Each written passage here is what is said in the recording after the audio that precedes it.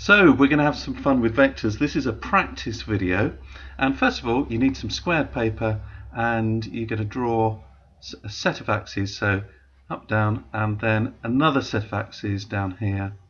So see if you can pause the video, copy these axes so you can follow along with what we're doing.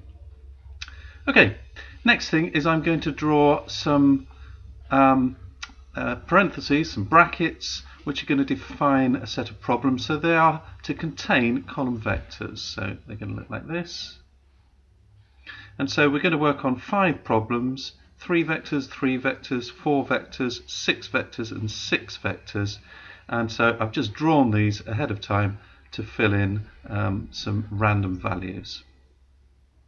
Okay, so let's make a start. The very first vector we're going to draw, we're just going to draw it in this quadrant here, is going to look like this. So you could draw your own random vectors. After this video you might want to just try a few more and you can generate your own problems. But for the moment we've got a vector that's 1 along and 2 up. So I'm going to call that vector A. And our next vector, actually let's put the line, I prefer to put the line at the top, perfectly okay to put it at the bottom, but as long as you're consistent, so that means vector A. So now this one, vector B, again randomly drawn, I just decided to put a dot here and draw it up here, and this one here we're going to call vector C. So, time for you to do your bit, which is pause the video. As soon as you're ready, pause the video and see if you can record those 3 vectors in the brackets here. Okay, well the answer should have been 1 along, 2 up for vector A. It should have been -4, so 4 along negatively, and none or 0 in the up-down direction, and 3 along, 1 down, so -1. Okay, next step is we're going to fill in some operators, so I'm going to just use plus for the moment. And another chance now for you to pause the video and see if you can find the resultant vector from adding these 3 column vectors. Okay, well to add these 3 column vectors you should have just gone 1 -4, that's -3, plus 3, so the first component is 0. Okay, and then 2 plus 0 is 2, -1 is 1. So we have a resultant vector of 0, 1, and well done if you got that as the right answer. Now what does that mean?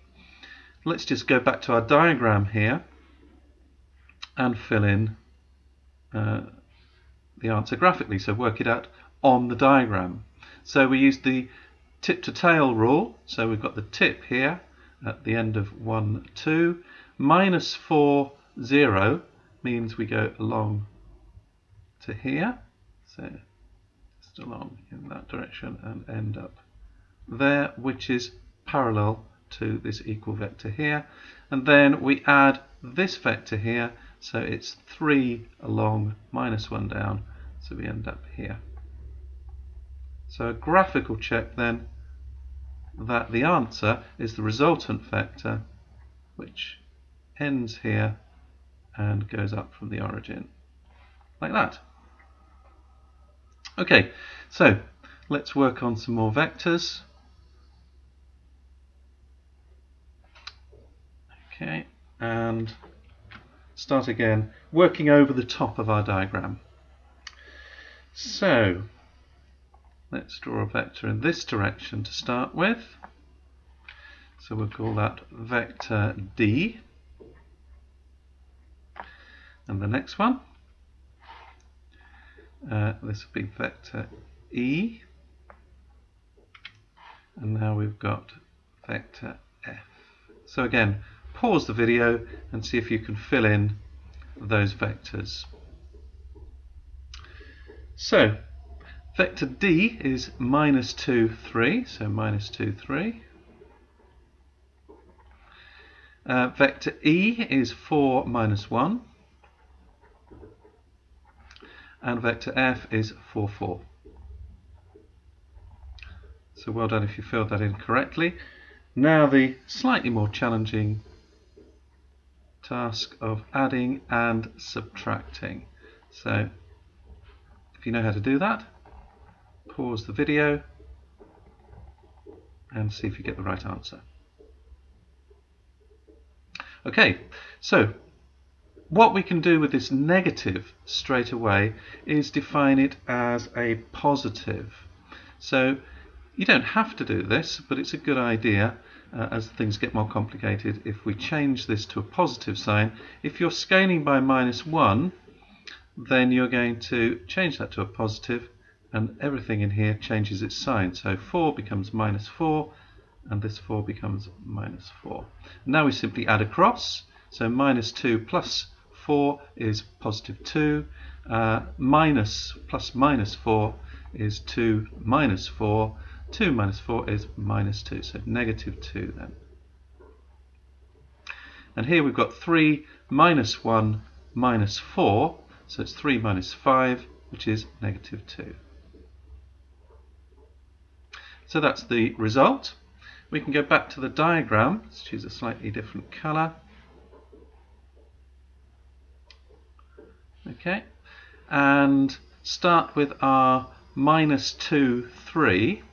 Okay, so we've got -2, 3, that's vector D, and from the tip of vector D we add 4 minus 1, so that would be 4 along, -1 taking us to there, so going across to here.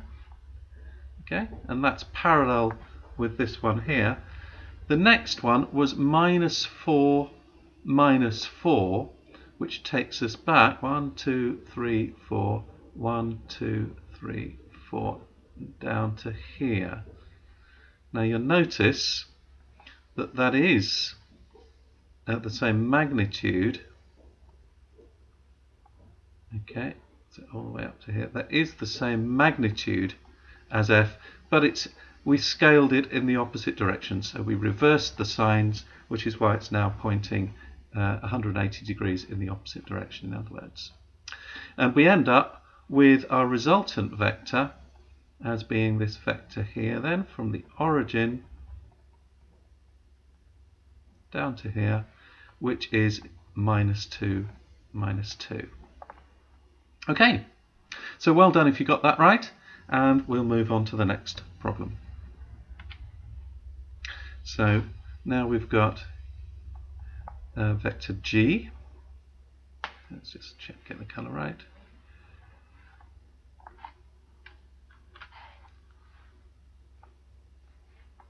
Okay, so this will be vector G.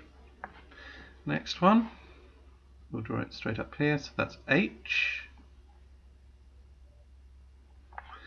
And I and J I'm going to leave out, and K in fact, because we use those as unit vectors when we're working in IJK notation. So IJK will leave out, and so we'll label this one L. And one more for this problem, so in this quadrant here, down here, okay, L, M. So we've now got vector M. So that's pretty much exhausted this diagram. In fact, what I'm going to do is just erase all these workings here, so we can see clearly what we've got. And you might want to pause the video now and see if you can describe those vectors in column vector form.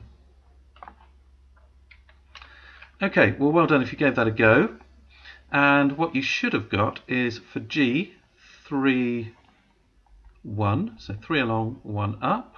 For H, 0 along and 2 up, so 0, 2. L is -2, -1. And M is -1, -3.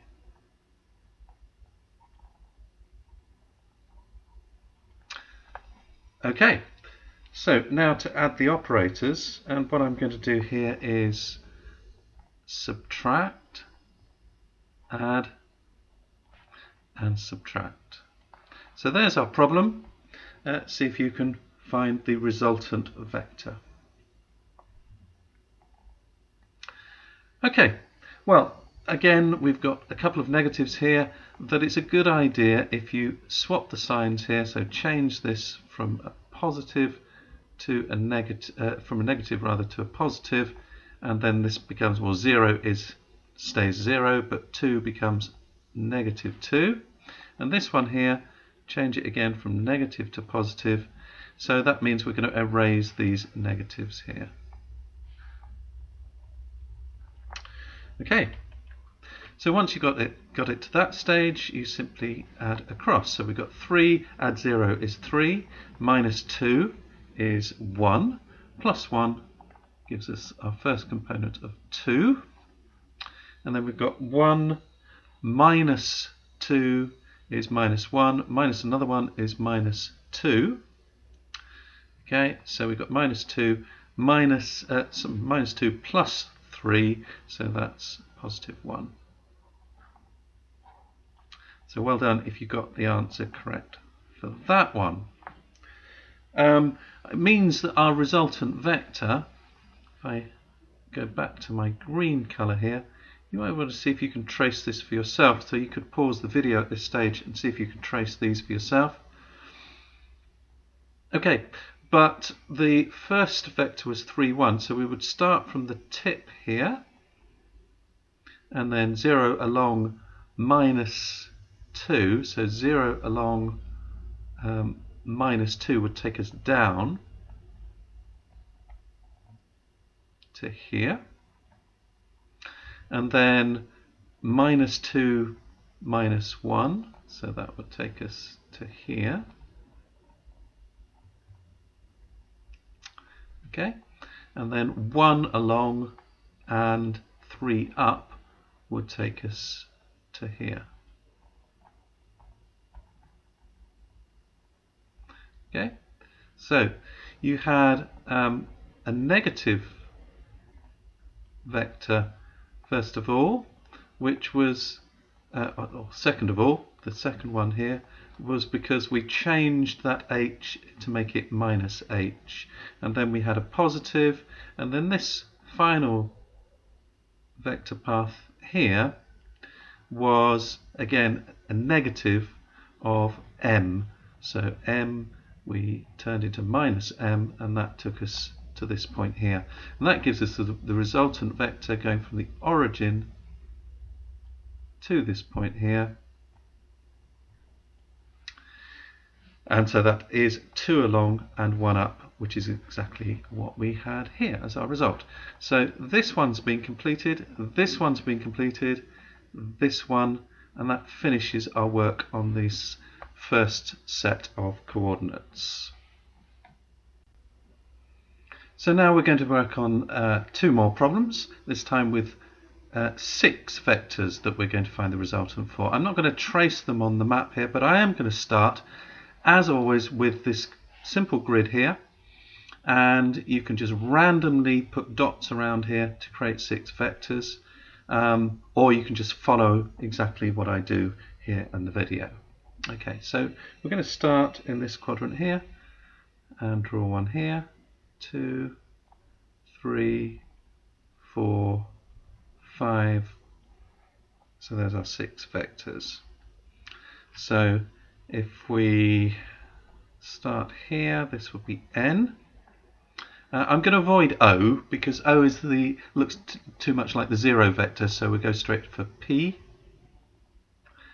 Q, R, S and T. So there are your vectors, and see if you can fill them in. Okay, well done if you gave that a go. Here we go. Let's fill them in now. So we've got n is 3, 1. P is 1, 4. Q is minus 3, 3. R is -1, -1. S is 2 minus 4. And T is 3 minus 2.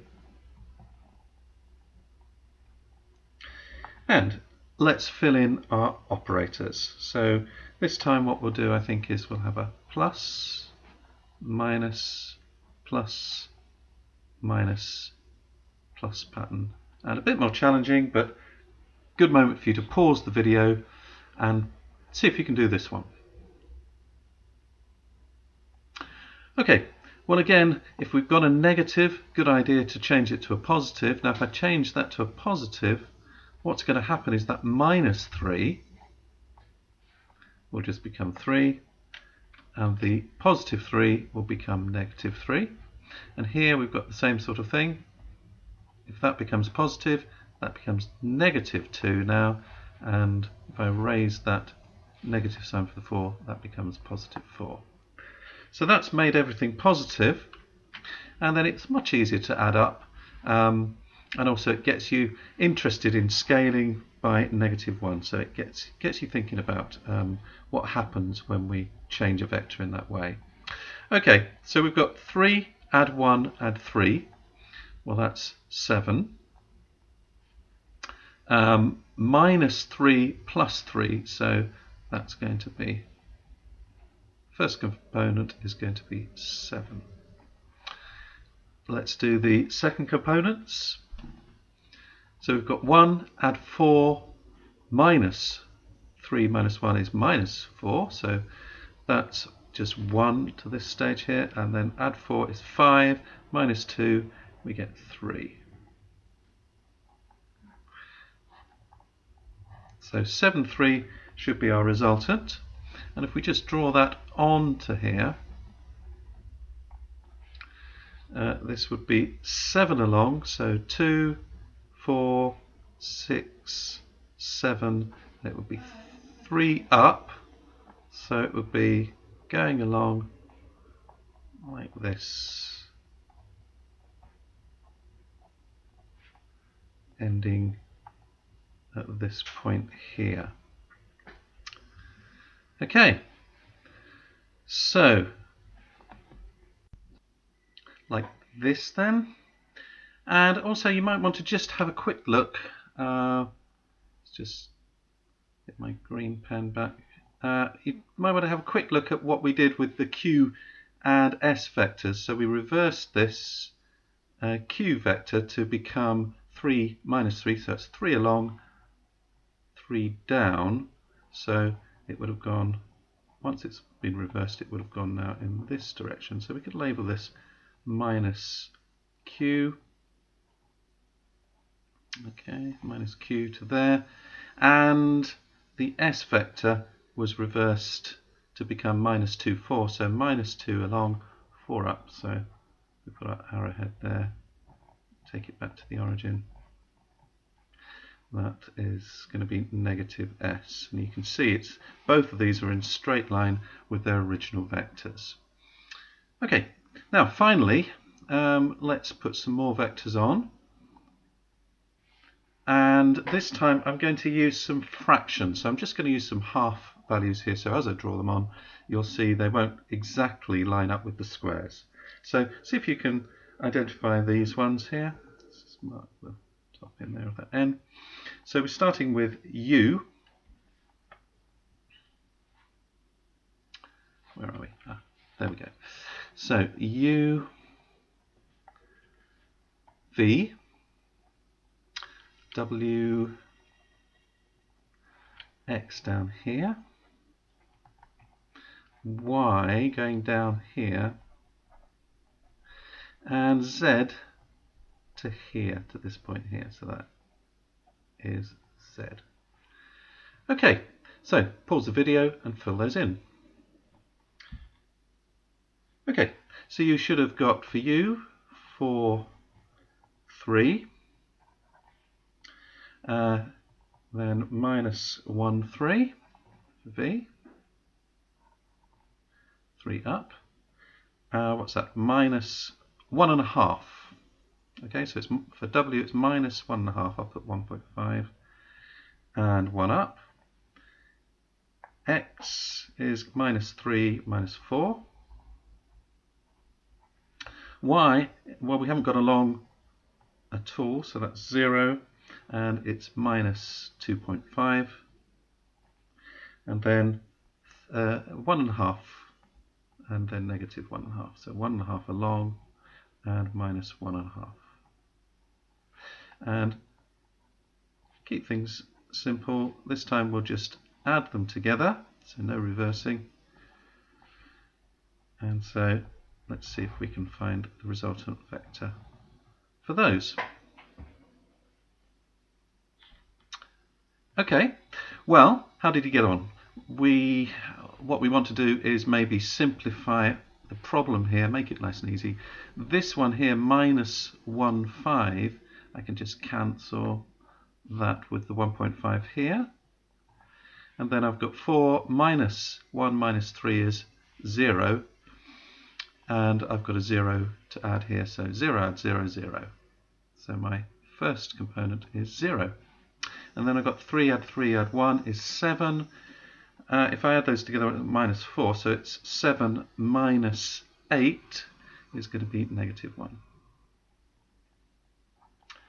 Okay, so well done if you got that answer correct. And just going over to the diagram here, if I draw on minus 0 minus 1, then it would be none along and 1 down. So my resultant vector would be here. Okay, so that's my resultant vector. No reversing, so nothing to add to that one, but we can now say that these are the correct answer for this one here and this one here. Now finally, just to end this video, what I want to do is a little bit of scaling, and then you can extend your own practice using this method. Let's have a look at this little instruction here. So it's a scaling game you can use. Difference of 2 dice. So roll the 2 dice. Let me grab my dice here. Okay, there we go. So difference of 2 dice will give you a scaling factor. Okay, so very simple idea. So if I roll those, what have I got? Minus 2. So 4 and a 6. So 4 minus 6 minus 2. So if I write down here, let's put it here, minus 2, and then randomly pick a vector. So if I use 3 dice here, then what have I got? Minus 1, minus 1. Okay, so this one here. So just select or randomly pick a vector, and then what you've given yourself is a scaling problem, this time with something larger than 1. So if you can do that straight away, pause the video and then check that you've got the right answer. So minus 2 minus 1. Minus 2 minus 1 then is 2, and minus 2 minus 1 is 2. So we've got a 2, 2 resultant. Let's do one more, because I think you've probably understood how to do this for yourself. But what have we got? 3 minus 4. So I've got minus 1. Okay, well, we'll go with that. So it will just be minus. So just as we did earlier on. What have I got now? Let's pick.